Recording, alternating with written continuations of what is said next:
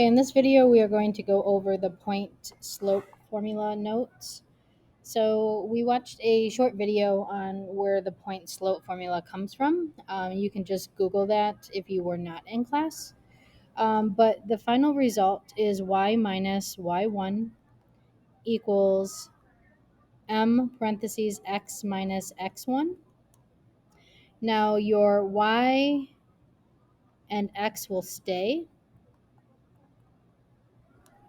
but your y1, your m, and your x1 will be replaced with numbers.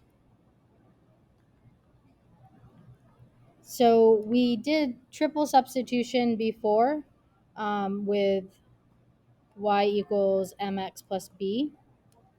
So this right here is called slope-intercept form.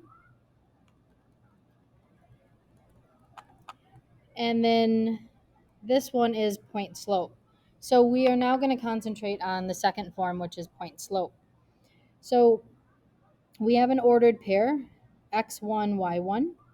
And then our slope is always our m value.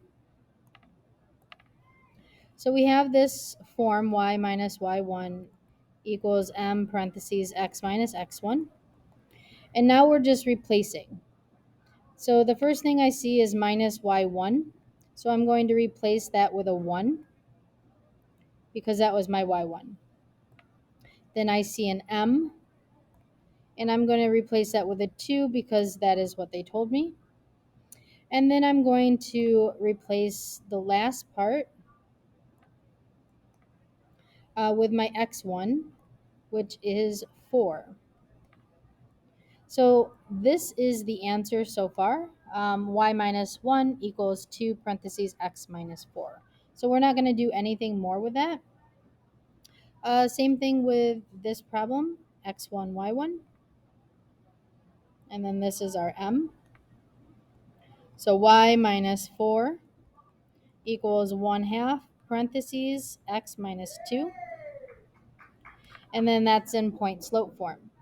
Where the real trouble lies is when you are given an x or y that's already negative. So there's not much trouble. It's just you have to be careful when you substitute it in. So I will explain what I mean by that. So once again, the y stays and the minus stays, and our y sub 1 was 0. And then my m is 2 over 3 because that's what they gave me. And this is where we have to be careful. X minus stays, but we have to be careful that it's a negative 6. So when we have minus a negative, that's really adding. So you just want to simplify it to a plus 6. And then the same thing with number 4. So y minus a negative 1 gets you plus 1 equals negative 3 over 4. Parentheses x minus a negative 8 is really adding 8. Now the last 4 problems today, you have to actually find the slope, y2 minus y1 over x2 minus x1. So this is going to get me negative 8 over 4, which simplifies to negative 2.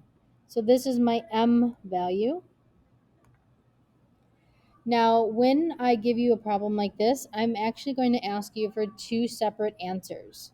I'm going to ask you for one including the first ordered pair, and then an answer that including the second ordered pair. And I'll show you that it's honestly the same thing. So y minus my red ordered pair equals negative 2 for my m. And then you want to be careful, minus a negative is really adding. So that's why it's plus 3. And then for my second ordered pair, y minus a negative 1 is really adding 1. The negative 2 from what we just did. And then it's going to be x minus 1. Now, I already did this in one class. So you can actually graph these lines. So one of the problems, the answer was y plus 1 equals negative 2, parentheses x minus 1. And then if I put the second equation over it, or if I graph the second equation, then my red line is now overlapping my blue line. So that represents, yes, it's the same line, we're just using a different ordered pair. So that's going to help. And then I'll just do one more for notes. So my m equals negative 4 minus negative 7, and then 3 minus negative 6.